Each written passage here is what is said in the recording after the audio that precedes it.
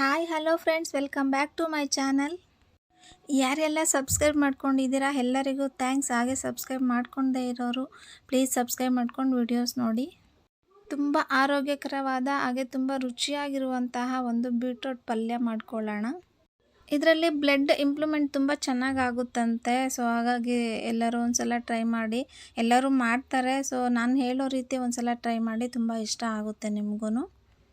ಬಾಣಲಿ ಬಿಸಿಗೆ ಇಟ್ಕೊಂಡು 3 spoon oil ಸೇರಿಸಿ ಸಾಸಿವೆ, ಕಡಲೆಬೇಳೆ 1 ಸ್ಪೂನು, ಸೊ ಕರಿಬೇವು, ಹಾಗೆ 2 ಈರುಳ್ಳಿ ತೊಗೊಂಡಿದ್ದೀನಿ, ಸಣ್ಣಗೆ ಹಚ್ಕೊಂಡಿದ್ದೀನಿ. ಸೊ ಎಲ್ಲ ಎಣ್ಣೆಯಲ್ಲಿ ಚೆನ್ನಾಗಿ ಫ್ರೈ ಮಾಡ್ಕೊಳ್ಳೋಣ. ಬೀಟ್ರೂಟು ಸಣ್ಣಗೆ ತುರ್ಕೊಂಡಿದ್ದೆ, ಸೊ ಇದು 1/2 kg ತೊಗೊಂಡಿದ್ದೀನಿ. ಇದನ್ನು ಚೆನ್ನಾಗಿ ಎಣ್ಣೆಯಲ್ಲಿ ಫ್ರೈ ಮಾಡ್ಕೊಳ್ಳೋಣ. ಬೀಟ್ರೂಟ್ ಜ್ಯೂಸ್ ಕುಡಿಯೋದ್ರಿಂದ ಹೆಲ್ತ್ಗೆ ತುಂಬ ಒಳ್ಳೆಯದಿದೆ. ನಿಜವಾಗ್ಲೂ ಬ್ಲಡ್ ಇಂಪ್ರೂವ್ಮೆಂಟ್ ತುಂಬ ಚೆನ್ನಾಗಾಗುತ್ತೆ. ಹೆಲ್ತು ತುಂಬ ಮುಖ್ಯ ಅಲ್ವಾ. ಸೊ ವಾರಕ್ಕೆ ಒಂದ್ಸಲ ಆದ್ರೂ ಒಂದು ಜ್ಯೂಸ್ ಮಾಡಿಕೊಂಡು ಕುಡೀರಿ.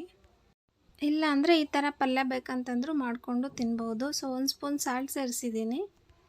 1/2 ಲೋಟ ನೀರು ಸೇರಿಸ್ತಾ ಇದ್ದೀನಿ. ಈ ಥರ ನೀರು ಸೇರಿಸಿ ಬೇಯಿಸ್ಕೊಳ್ಳೋದ್ರಿಂದ ತುಂಬ ಟೇಸ್ಟಾಗಿರುತ್ತೆ, ಬೇಗನೂ ಆಗುತ್ತೆ. ವರ್ಕಿಂಗ್ ವುಮೆನ್ಸ್ಗೆಲ್ಲ ಟೈಮ್ ಇರಲ್ಲ, ಸೊ ಈ ಥರ ಮಾಡ್ಕೋಬಹುದು. ಈಸಿನೂ ಆಗುತ್ತೆ, ಬೇಗನೂ ಆಗುತ್ತೆ.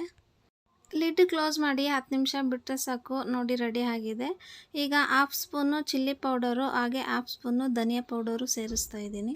ಸ್ವಲ್ಪ ಹಸಿ ಸ್ಮೆಲ್ ಹೋಗೋ ತನಕ ಫ್ರೈ ಮಾಡ್ಕೊಳ್ಳಿ. ಸೊ ರೆಡಿ ಆಗಿದೆ ನೋಡಿ. ಕೊತ್ತಂಬರಿ ಸೇರಿಸ್ತಾ ಇದ್ದೀನಿ.